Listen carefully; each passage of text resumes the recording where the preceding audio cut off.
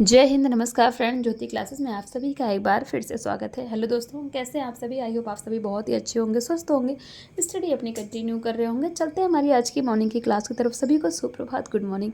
देखते हैं आज के दिन क्या है कुछ खास। आज है 21 जुलाई और 21 जुलाई के बारे में थोड़ा सा कुछ डिस्कशन कर लेते हैं, देन चलते हैं हमारी क्लास की तरफ। फ्रेंड्स, 21 जुलाई को हर वर्ष बेल्जियम का राष्ट्रीय दिवस मनाया जाता है। जी हाँ, बेल्जियम का राष्ट्रीय दिवस हर वर्ष 21 जुलाई को मनाया जाता है और यह दिन 1831 यानी कि 1831 में राजा लियोपोल्ड प्रथम द्वारा शपथ लेने की याद में मनाया जाता है। सेकंड पॉइंट देखेंगे तो 21 जुलाई 1969 नील आर्मस्ट्रॉन्ग और बज एल्ड्रिन चंद्रमा पर सफलतापूर्वक उतरे थे। यानी कि हमने स्टडी की क्लास में चांद दिवस के बारे में डिस्कशन किया था।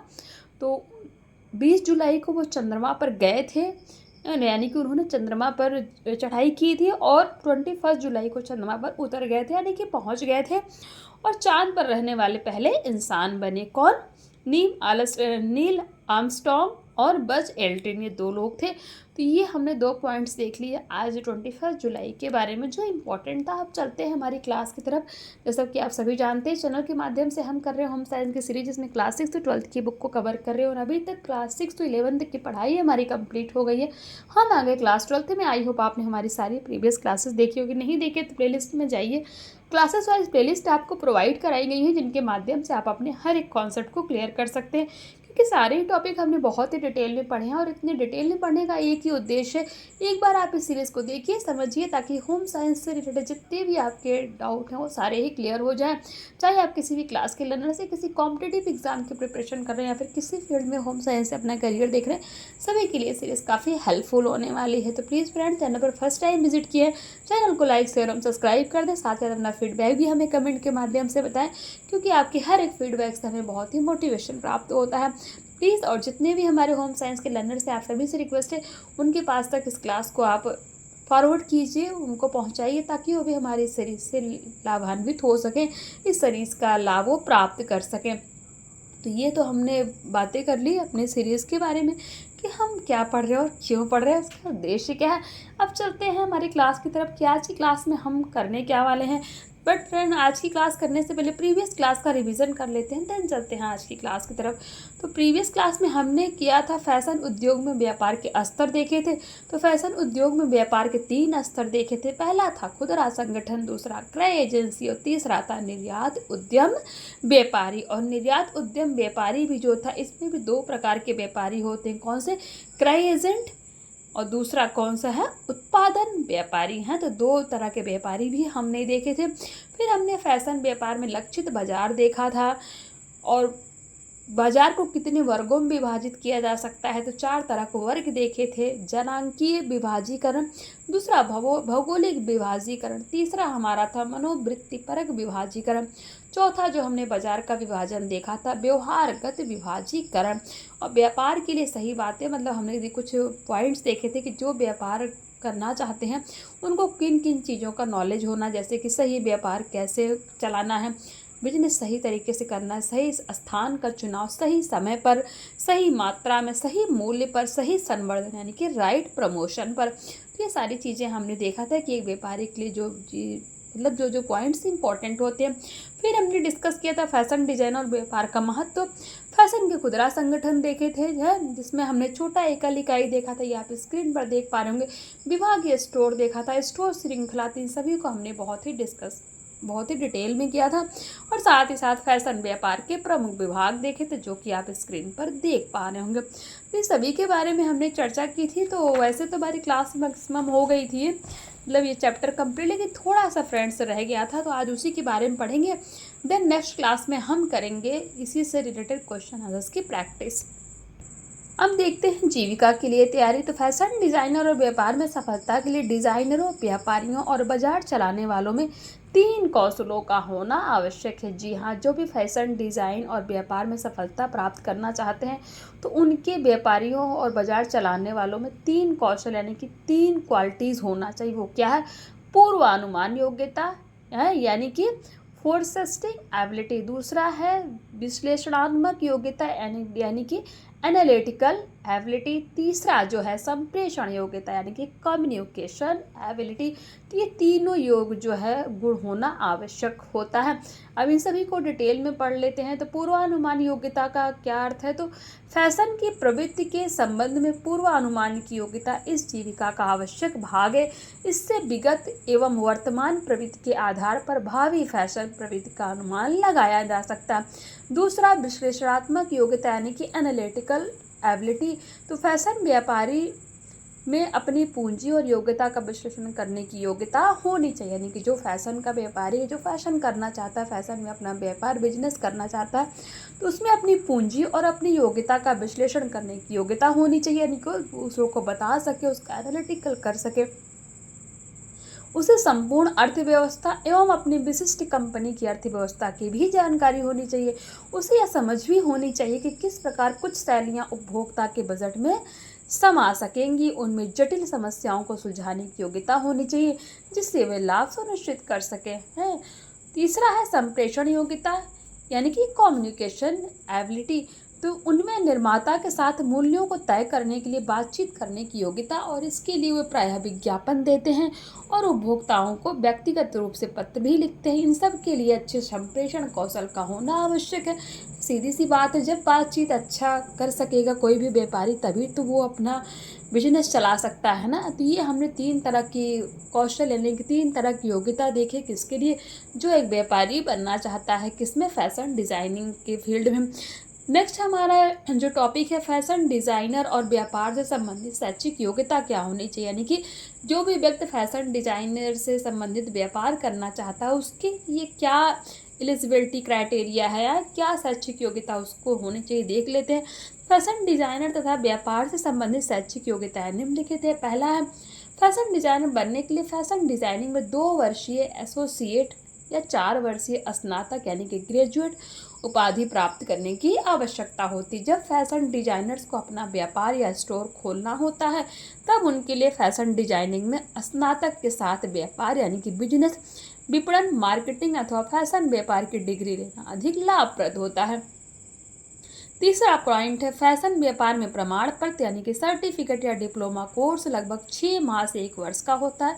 ये छोटी अवधि के कार्यक्रम होते हैं जिनका उद्देश्य फैशन व्यापार के वास्तविक रोजगार पर अध्ययनकालीन अभ्यास कार्य को केंद्रित करना होता है। और नेक्स्ट पॉइंट है फैशन व्यापार से संबंधित उच्च शिक्षा अथवा किसी एक विषय में विशेषता प्राप्त करने के लिए 2 वर्षीय स्नातकोत्तर यानी कि पोस्ट ग्रेजुएट डिग्री ली जा सकती है। तो ये तो आपने देख लिया क्या कि अगर कोई व्यक्ति फैशन डिज़ाइनर बनना चाहता है, फैशन डिजाइनिंग के फील्ड में जाना चाहता है तो उसके लिए क्या एलिजिबिलिटी क्राइटेरिया है, उसके बारे में बहुत इंपॉर्टेंट है। आप चाहें तो इनका स्क्रीनशॉट ले सकते हैं, बहुत ही इंपॉर्टेंट ही है जो हमने टॉपिक देखा फैशन डिज़ाइनर और व्यापार संबंधित शैक्षिक योग्यता।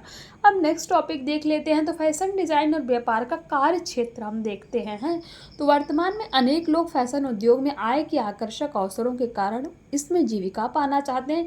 इसके अतिरिक्त फैशन उद्योग में स्वरोजगार में सफलता प्राप्त करने के लिए महत्वाकांक्षी युवा अधिक प्रोत्साहित होते हैं। इसी कारण लगभग 1/3 फैशन डिज़ाइन व्यावसायिक स्व उद्यमी यानी कि सेल्फ एम्प्लॉयड होते हैं। सामान्यतः फैशन डिजाइन व्यावसायिकों में स्वाभाविक कलात्मक और रचनात्मक गुण होते हैं।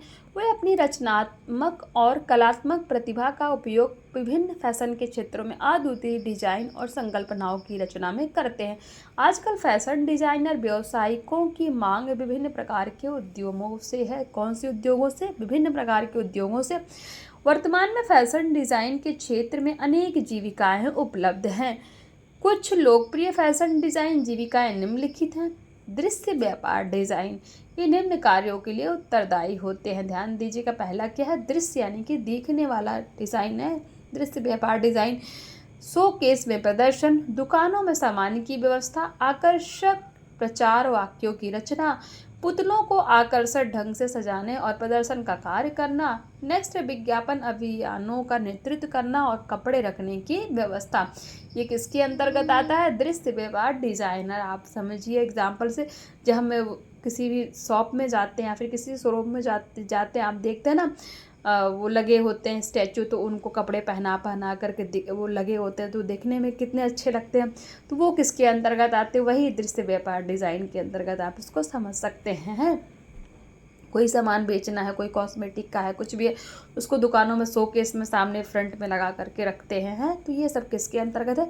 दृश्य व्यापार डिज़ाइनर के अंतर्गत। नेक्स्ट है फैशन डिजाइनर। तो फैशन डिजाइनर निम्नलिखित कार्य करते हैं। पहला, कपड़ों और परिधानों की रचना का विशिष्ट कार्य। दूसरा है लोकप्रिय फैशन डिजाइनरों के साथ काम करना। तीसरा है स्वयं का फैशन का कार्य करना। नेक्स्ट है सेट डिजाइनर।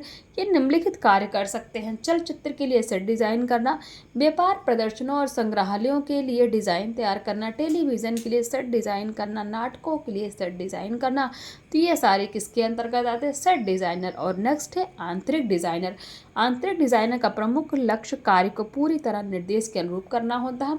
उनका प्रमुख कार्य किसी विशेष स्थल या क्षेत्र का ऐसा आंतरिक रूप देना है जो उसके सौंदर्य, सुरक्षा और क्रियाशील में वृद्धि करे, जैसे खुदरा दुकानों, घर, दफ्तर, अस्पताल, होटल आदि। तो ये हमने देख लिए क्या कुछ लोकप्रिय फैशन डिजाइनर जीविकाएं हैं। पहला दृश्य व्यापार डिजाइन, दूसरा फैशन डिजाइनर, तीसरा हमने देखा सेट डिजाइनर और चौथा देखा आंतरिक डिजाइनर। अब कुछ क्वेश्चन देख लीजिए। क्वेश्चन 1 कहता फैशन उद्योग में क्रय एजेंसी क्या देने का कार्य करती हैं? क्वेश्चन 2 है फैशन के खुदरा संगठन को कितने भागों में विभाजित किया जाता है? क्वेश्चन 3 कहता है फैशन व्यापारी किसका विश्लेषण करने की योग्यता होनी चाहिए? यानी कि कोई फैशन व्यापारी बनना चाहता है तो फैशन व्यापारी में किसका विश्लेषण करने की योग्यता होनी चाहिए? क्वेश्चन 4 है दृश्य व्यापार डिजाइनर का कोई एक कार्य बताइए। क्वेश्चन 5 कहता है नाटकों के लिए सेट डिजाइन कौन करता है? जो नाटक होते हैं तो नाटकों के लिए सेट डिज़ाइन कौन करता है? ये कुछ क्वेश्चन है, आप इनका स्क्रीनशॉट ले लीजिए। आई होप अभी तक आपने ले लिया होगा, बहुत ही इंपॉर्टेंट है। और आज की क्लास में हमने 2 चीज़ें डिस्कस की। हमने देखा जीविका के लिए तैयारी है, फैशन डिजाइनर व्यापार संबंधित शैक्षिक योग्यता क्या होनी चाहिए, फैशन डिजाइनर और व्यापार का कार्य क्षेत्र। तो ये सारी चीज़ें हमने आज की क्लास में डिस्कस की और कुछ क्वेश्चन आपको एज का होमवर्क के रूप में दिए हैं, तो इनको सॉल्व करिएगा। कुछ इंपॉर्टेंट है जो हमने पढ़ा है उनको वन लाइनर डेफिनेशन में देख लेते हैं। तो पहला है फैशन। फैशन क्या है? यह एक शैली या शैलियाँ है जो किसी एक कालावधि यानी कि किसी टाइम पीरियड में सबसे अधिक प्रचलन में रहती है। शैली क्या है? यह परिधान अथवा सहायक सामग्री की विशेष दिखावट या विशिष्टता होती है। अस्थायी फैशन क्या है? तो ये फैशन कम समय के लिए होते हैं और जल्दी चले जाते हैं। पुरातन से तात्पर्य आदिकाल से है, पढ़ा ना हमने। पुरातन का मीनिंग क्या है? तो पुरातन से मतलब आदिकाल से है। नेक्स्ट है कुटवर। कुटवर क्या है? तो परिधान निर्माण की कला को ही कुटवर कहा जाता है। जी हाँ, जो कपड़े का निर्माण करते हैं तो उनकी जो कला होती है उसी को ही कुटवर कहा जाता है। नेक्स्ट है फैशन चक्र। वह समय जिसमें कोई भी फैशन आता है और बदल जाता है, तो जिस तरीके से फैशन बदल जाता है उसे ही फैशन चक्र के रूप में जाना जाता है। फैशन चक्र हमने पढ़ा था प्रीवियस क्लास में, एक पूरी क्लास फैशन चक्र की ही हमने डिस्कस की थी, बहुत ही इंपॉर्टेंट था। आई होप आपने देखी होगी, नहीं देखी जाइए देख लीजिए, आपको अच्छे से फैशन चक्र समझ में आ जाएगा। नेक्स्ट है हमारा फैशन व्यापार। तो फैशन व्यापार का अर्थ ध्यान दीजिएगा, फैशन व्यापार का अर्थ है बिक्री के प्रोत्साहन के लिए सही समय, सही स्थान और सही मूल्य पर आवश्यक योजना बनाना जिससे अधिकतम लाभ प्राप्त किया जा सके। फैशन व्यापार को समझने के लिए फैशन वस्तुओं के उत्पादन तथा क्रय विक्रय में व्यापारियों की भूमिका को समझना आवश्यक होता है। नेक्स्ट है लक्षित बाजार। यह उपभोक्ताओं की वह श्रेणी है जिसे व्यापारी अपने उत्पाद बेचने के लिए लक्षित करते हैं। क्रय उद्यम या एजेंसियां क्या हैं? तो फैशन उद्योग में क्रय एजेंसी परामर्श देने का कार्य करती है। निर्यात उद्यम यह अंतर्राष्ट्रीय वैश्विक बाजारों में मौजूद अवसरों की पहचान करने, बनाने और लाभ उठाने की क्षमता पर आधारित है। क्या? निर्यात उद्यम। तो ये कुछ वन लाइनर डेफिनेशन थे, जो चीज़ें हमने पूरे क्लास में पढ़ी हैं उसी के बारे में। आई होप ये आपको समझ में आया होगा। तो आज की क्लास को यहीं तक करते हैं। आज ही हमारा चैप्टर फाइनली कंप्लीट हो गया। नेक्स्ट क्लास में हम करेंगे इसी से रिलेटेड कुछ क्वेश्चन आंसर्स की प्रैक्टिस, जो कि बहुत ही इंपॉर्टेंट क्लास होने वाली है। तो प्लीज़ आप उस क्लास को मिस मत करिएगा। तो मिलते हैं हमारे नेक्स्ट क्लास में। कहीं पे भी कोई क्यूरी है किसी वर्ड किसी सेंटेंस में तो आप पूछ सकते हैं, आपकी हर एक क्यूरी सॉल्व की जाएगी, जो चीज़ आपको समझ में ना आए। और हाँ फ्रेंड्स, आप सभी से रिक्वेस्ट करूँगी कि इस क्लास को ज़्यादा से ज़्यादा जितने भी हमारे होम साइंस के लर्नर्स हैं उनके पास शेयर कीजिए, ताकि वो भी हमारी से जुड़ सके और इस सीरीज़ का लाभ प्राप्त कर सकें। तो बस मिलते हैं हमारी नेक्स्ट क्लास में, तब तक के लिए जय हिंद, नमस्कार। हंसते रहिए, मुस्कुराते रहिए, एक दूसरे की हेल्प करते रहिए। धन्यवाद।